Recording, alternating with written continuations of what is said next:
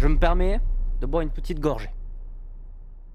Pour un film de outsider, considéré comme un film qui n'attirait pas forcément les masses, avec, on va évidemment l'admettre, beaucoup de personnages qu'on n'a pas forcément appréciés durant ces dernières années, on nous propose aujourd'hui un film qui compose une équipe de tous ces différents personnages qu'on a découverts et auxquels forcément c'est pas beaucoup attaché. Moi je suis pas forcément d'accord déjà avec cette idée, mais on va y revenir parce qu'il y a certains personnages que j'apprécie énormément, et d'autant plus avec ce film. Mais trêve d'illusions, ce film Thunderbolt Astérix n'est pas le flop que beaucoup de gens ont pu dire par avance. Il n'est pas ce film Marvel qui n'aurait jamais dû voir le jour, et il n'est pas mauvais, au contraire. Aujourd'hui on va parler d'un film Thunderbolt qui personnellement m'a beaucoup plu et qui a complètement le droit d'exister. Alors évidemment, bonjour à toutes et à tous, j'espère que vous allez bien. Je suis très heureux aujourd'hui de vous retrouver pour vous proposer ma critique du film Thunderbolt. Ça y est, je viens tout juste de sortir de la séance de cinéma.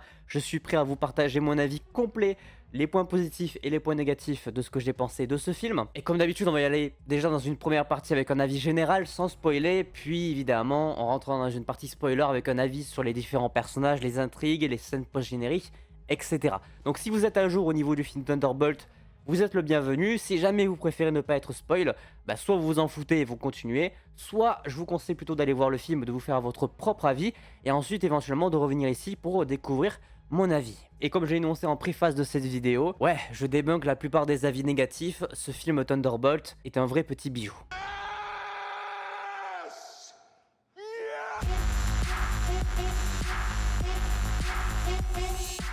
Mon avis général sur ce film Thunderbolt, c'est que pour la, je dirais, seconde fois du MCU avec le film Les Gardiens de la Galaxie Volume 3, on va traiter d'un film qui va essayer de rapprocher des personnages qui sont un petit peu laissés pour compte, avec une thématique principale qui est la solitude. C'est vraiment le sentiment maître qui demeure dans ce film-là. C'est le fil rouge de ce film-là, puisqu'au final, chaque membre, chaque personnage qu'on découvre, à un moment donné, a été très très seul dans sa vie.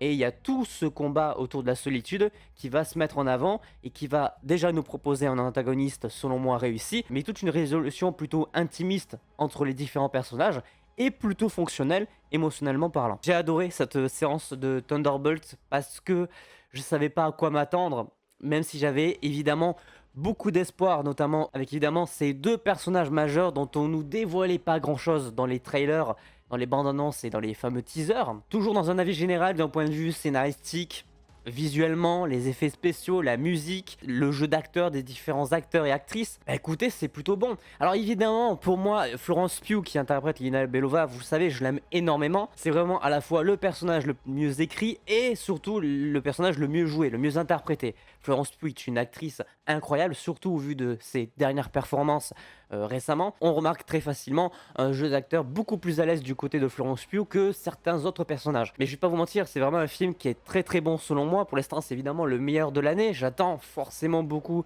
les 4 Fantastiques qui sortira fin juillet. Mais celui-ci, encore une fois, je pense va être assez particulier, même si les deux sont possiblement reliés, on va en reparler. Mais ce qui est sûr par contre, c'est que ce film Thunderbolt est de très loin bien meilleur que Captain America Brave New World, pour plusieurs raisons. La raison majeure, c'est que évidemment Captain America 4 n'a pas connu la restructuration créative de Marvel Studios ces dernières années. Là où Thunderbolt, c'est le vrai premier film, sans compter la série Daredevil Born Again, qui a connu cette restructuration créative. Donc c'est-à-dire que Marvel Studios a fait un pas en avant avec nous, pour nous proposer une fois de plus une bonne qualité, d'aller dans une démarche plus positive, un petit peu comme à l'effigie de la phase 3 notamment. Et ça fait du bien parce que ça se ressent énormément dans ce film Thunderbolt, qui ne se perd pas dans tout un cahier de charges. C'est 1 milliard de cases à cocher par rapport à tout ce que le studio attend, et notamment Disney. On a évidemment les codes de Marvel Studios, ils sont présents et ils ont le droit d'être présents, ils sont essentiels pour l'univers, mais on va ailleurs, on va creuser autre chose par rapport à tout ce qu'on nous a proposé avant. Vraiment, si vous avez l'occasion d'aller voir le film Thunderbolt, laissez-vous tenter, c'est un bon film Marvel. Il est vrai qu'il n'a pas forcément attiré les foules, parce que c'est une équipe de outsiders avec des personnages, comme je l'ai dit, auxquels on n'est pas forcément attaché. Mais laissez une chance à ce film Thunderbolt, parce que votre avis concernant certains des personnages, bon, il y en a un, j'avoue, c'est un petit peu plus compliqué, mais la plupart, je pense, au vu de l'écriture qui a été proposée, devrait vous convaincre dans une bonne direction. Spoiler alerte, à partir de maintenant, on va détailler un petit peu plus ce qui se passe dans ce film et je vais vous donner un avis un peu plus concret sur les intrigues et les différents personnages, à commencer évidemment par les enjeux. Alors les enjeux du film Thunderbolt, il y a un truc très important, c'est que je trouve qu'ils ont respecté l'univers, la thématique de base des comics. Dans ce film-là, Valentina Allegra Desfontaines, c'est un personnage qu'on a récemment vu plusieurs fois dans le MCU, dans Black Widow, dans le Faucon et le Soldat d'hiver. En fait, c'est un personnage qui a transité de programme en programme pour aller chercher ces différents personnages qui composent l'équipe des Thunderbolts. L'enjeu principal autour de ça, on le découvre, c'est qu'elle souhaite démanteler cette équipe puisqu'elle a mis en avant une société qui fait en sorte qu'elle va être dans un sacré merdier financièrement parlant, voire même faire de la prison. C'est un truc un petit peu bateau, certes, mais ça permet de proposer une réunion d'équipe. On a 4 personnages majeurs qui bossent pour Valentina. Les 4 sont indépendants et ils vont se retrouver dans un même endroit pour faire équipe sans le savoir. L'objectif de base évidemment de ces 4 personnes, c'est de s'entretuer. Yelena Belova est envoyée pour tuer Ghost, Ghost pour tuer Taskmaster et Taskmaster pour tuer l'US Agent. Et du coup, pour fermer la boucle, l'US Agent est envoyé pour tuer Yelena. Tout ça dans le but évidemment d'effacer les preuves humaines par rapport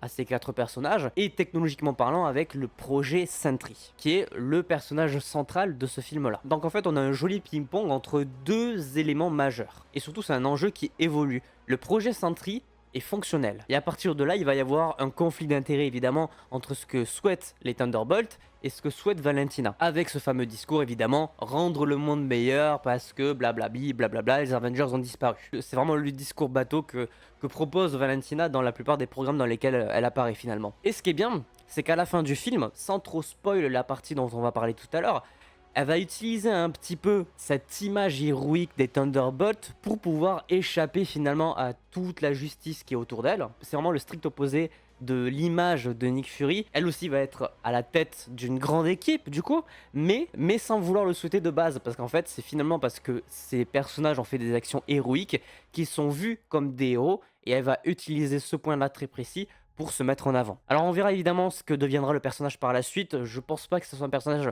qui reviendra de manière récurrente et qui aura un gros impact sur la suite des événements, surtout au vu surtout vis-à-vis de Avengers Doomsday. Surtout vis-à-vis de Avengers Doomsday. Je pense qu'on peut complètement oublier le personnage à partir de la fin de ce film-là.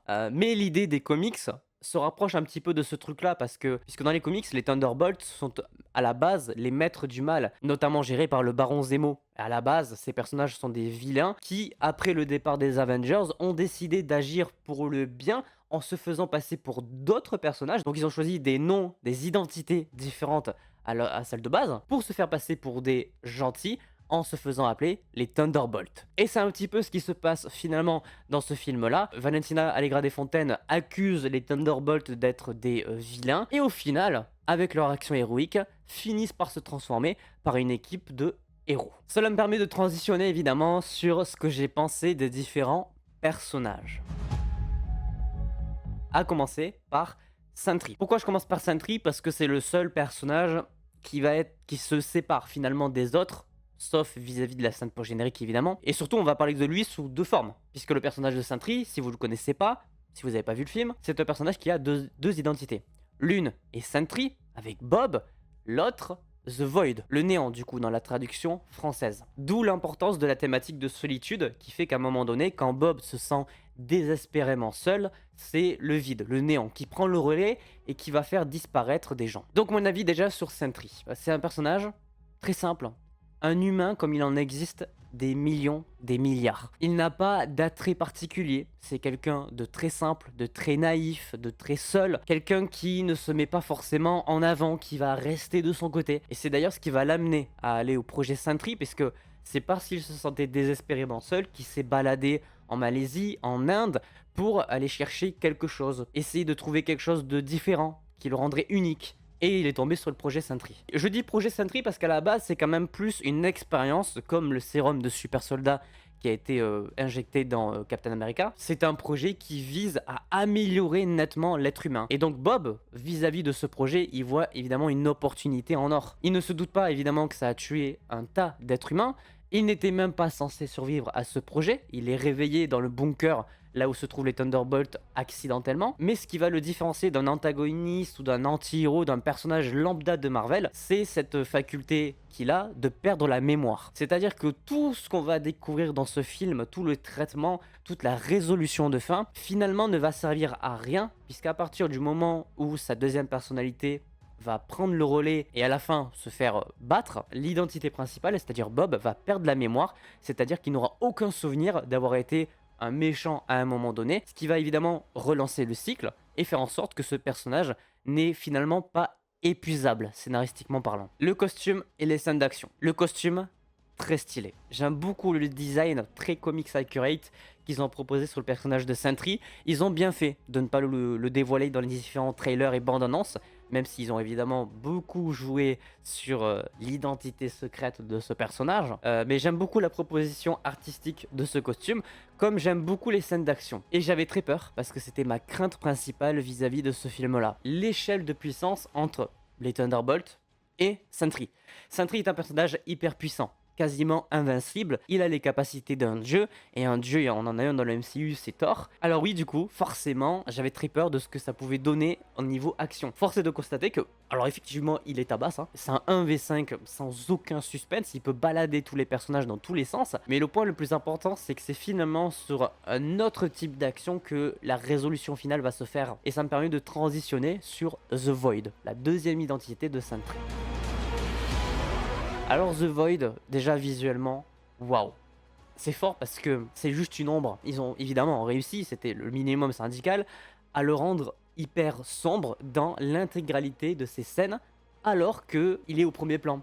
Alors qu'il y a différents personnages qui sont autour de lui. Il y a un vrai travail au niveau des effets spéciaux, de la lumière, pour rendre ce personnage tout le temps invisible. On ne perçoit que 2 points lumineux dans ses yeux, avec la couleur qu'on remarque à plusieurs moments dans les yeux de Bob. C'est juste une masse sombre, très bien réalisée, très bien incrustée, très bien mise en avant. Ça, c'est quelque chose que j'ai énormément apprécié. Et du coup, ça permet de proposer un contraste hyper réussi entre les différents personnages de l'équipe des Thunderbolts, avec Bob, Yelena, Red Guardian, etc. Et cette chose, cette masse, ce morceau d'ombre qui se balade dans le cerveau de Bob, l'action, la résolution, le combat va se jouer autour de ça, autour de la solitude. C'est pour ça que je le trouve très différent des autres films Marvel, c'est qu'on va appuyer sur quelque chose d'émotionnel, la solitude des gens. Pas besoin de scènes d'action, il y a juste besoin d'aller piocher dans le cerveau des gens et de se battre contre leurs propres idées, contre leurs propres démons, leurs propres cauchemars, leur propre solitude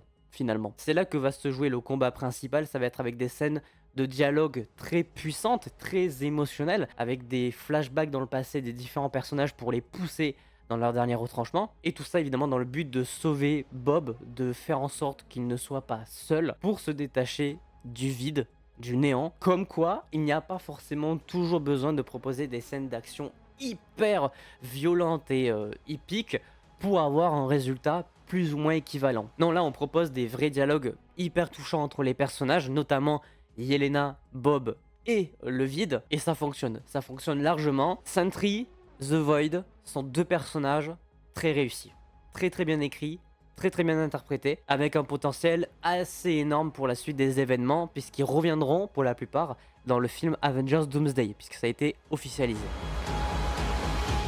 Et d'ailleurs, Yelena Belova, on y vient enfin. Mon personnage coup de cœur de la phase 4 et 5 du MCU, vous le savez, je l'ai beaucoup répété, c'est un personnage que j'aime énormément. C'est la nouvelle Black Widow, c'est un personnage hyper torturé, comme la plupart des personnages de ce film-là. Déjà, son jeu d'acteur, Florence Pugh, j'arrête pas de le revendiquer, exceptionnel. C'est le personnage central de cette équipe, de ce film. C'est elle qui va évidemment nous accompagner avec ce fil rouge principal autour de sa relation avec Bob. Et je peux aussi noter sa relation avec Red Guardian. Il y a tout un tas d'éléments scénaristiques autour de ce personnage-là qui sont réussis. Et ça depuis le début, depuis sa première apparition dans le film Black Widow, je trouve que c'est un personnage hyper humain. Et elle est un peu à l'image de sa sœur finalement, ces 2 petites filles qui ont vraiment vécu des choses horribles. On le découvre encore plus dans ce film-là avec des scènes qui sont quand même assez violentes d'un point de vue jeunesse. Et comme pour Black Widow, celle qu'on a connue, Natasha Romanoff, ça reste tout aussi violent et tout aussi utile pour la suite des événements, parce qu'il y a vraiment cette volonté de montrer que ce personnage n'est pas parfait et que pourtant elle reste complètement humaine avant tout. Et c'est ce que j'apprécie particulièrement par rapport à cette équipe-là.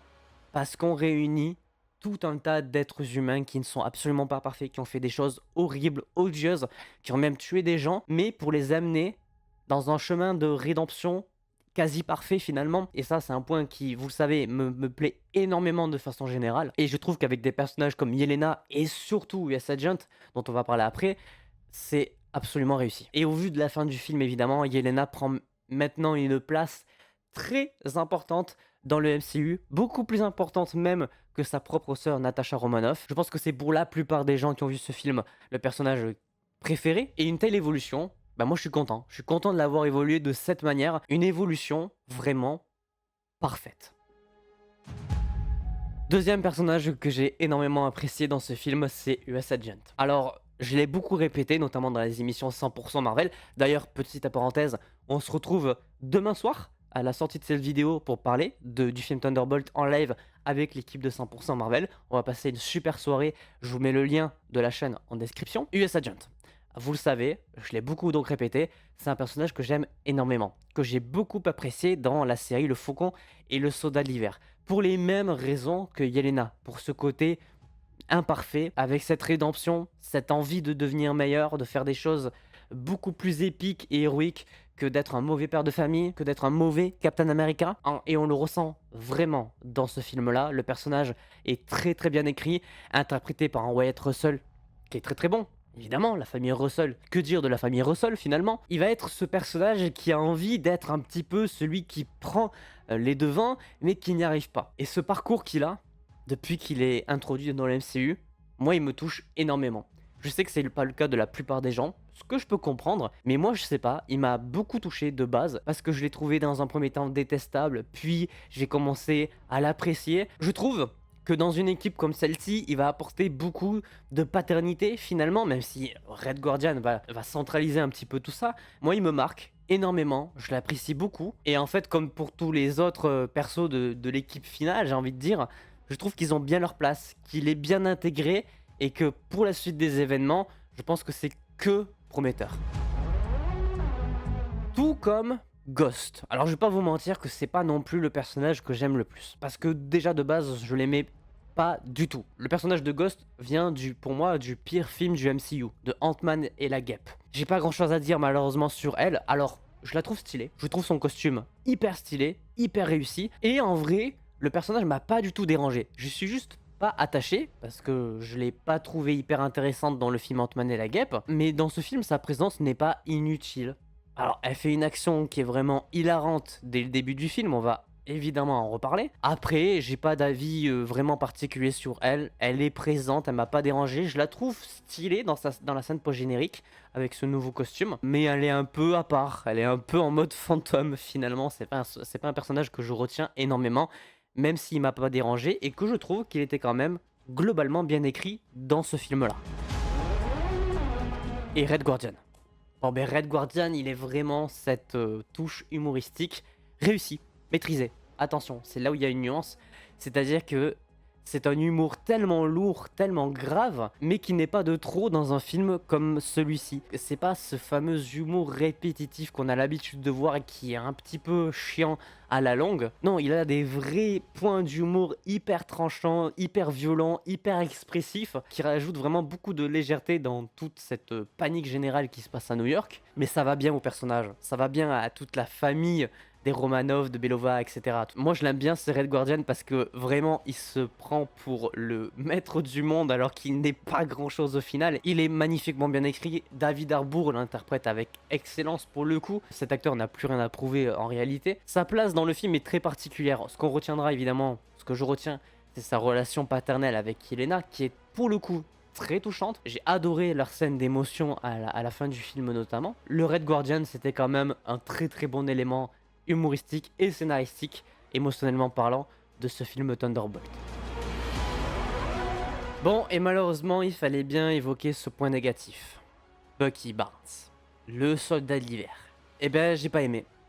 Mais quand je dis que j'ai pas aimé, c'est que j'ai vraiment pas du tout apprécié le personnage dans ce film. Je reste intimement convaincu que déjà il aurait dû mourir, pour permettre au personnage d'avoir une belle fin, même si je trouve que ça fait déjà bien longtemps qu'il n'aurait plus dû faire partie du MCU. Non pas que sa présence me dérange, mais je n'arrive plus à trouver cet attachement que j'avais pour lui dans les films Captain America. Parce que déjà, j'ai pas trouvé que dans Avengers Endgame, il avait eu le final qu'il aurait mérité d'avoir, même si je le trouve quand même relativement touchant vis-à-vis de laisser le bouclier à Captain America Sam Wilson. Mais surtout, après Endgame, il ne se passe absolument plus rien pour lui. Il n'est pas impactant, pas intéressant, pas vraiment utile à l'histoire. Il n'est plus le personnage qu'il était avant. Et je trouve ça dommage parce que Bucky là-bas c'est quand même un personnage hyper intéressant qui est central vis-à-vis de la phase 2 et 3 du MCU par rapport à l'histoire de Iron Man et de Captain America. Et aujourd'hui, il n'est pas grand-chose. Il ne sert à rien en réalité. Et le fait de l'incorporer dans cette équipe finale, bah, je le trouve pas utile et surtout que je le trouve pas à sa place. Je trouve pas qu'il ait vraiment de logique à être présent dans une équipe comme les New Avengers. Donc ouais, je suis très déçu de Bucky. Pour le coup, c'est vraiment pas du tout un aspect positif pour moi du film, à tel point que si on l'avait enlevé, ça m'aurait même pas choqué. Tellement il n'est pas utile à l'histoire et tellement je ne ressens plus le même attachement que j'ai pour lui qu'avant. Et ça me déçoit parce que vraiment Bucky à l'apogée du MCU, c'était un personnage que j'appréciais énormément. Donc je sais pas trop à quoi il va servir dans la suite des événements, mais je dois avouer que bah, j'attends plus rien de Bucky Barnes et que globalement j'en ai malheureusement pas grand chose à faire. Dans les autres petits détails négatifs, j'aime pas trop appuyer sur ces détails-là parce que j'ai beaucoup apprécié le film.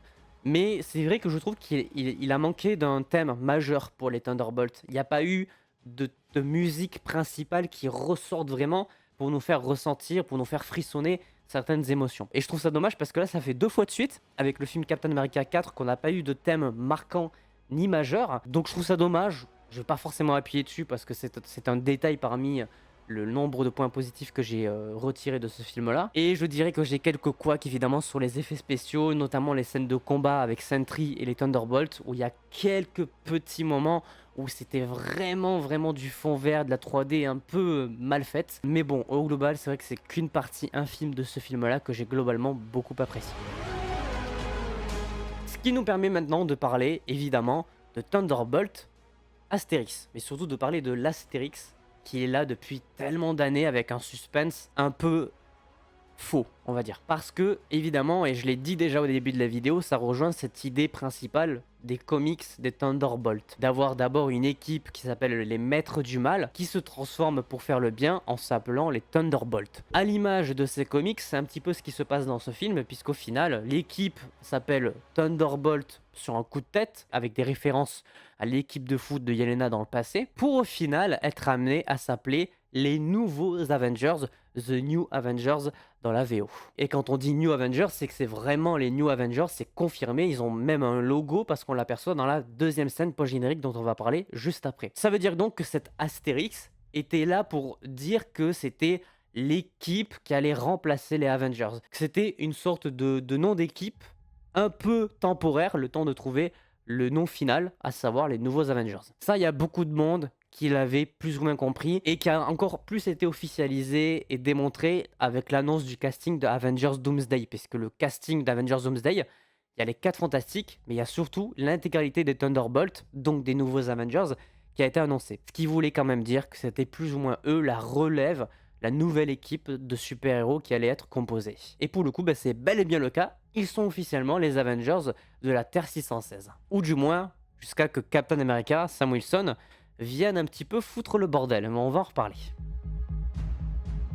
La première scène, pas générique. Il n'y a pas grand chose à dire, hein. C'est vraiment une scène pas générique comme on a l'habitude de voir dans le MCU, une scène humoristique, d'où le fait que Red Guardian est un personnage vraiment extrêmement drôle. Bon, il n'y a pas grand chose à dire, elle n'est pas utile, elle est juste là pour nous montrer qu'effectivement, bah ça y est, c'est eux les nouveaux Avengers et qu'il a envie de se faire reconnaître par les gens autour de lui et que c'est pas le cas. J'adore ses chaussures dans cette scène post-générique.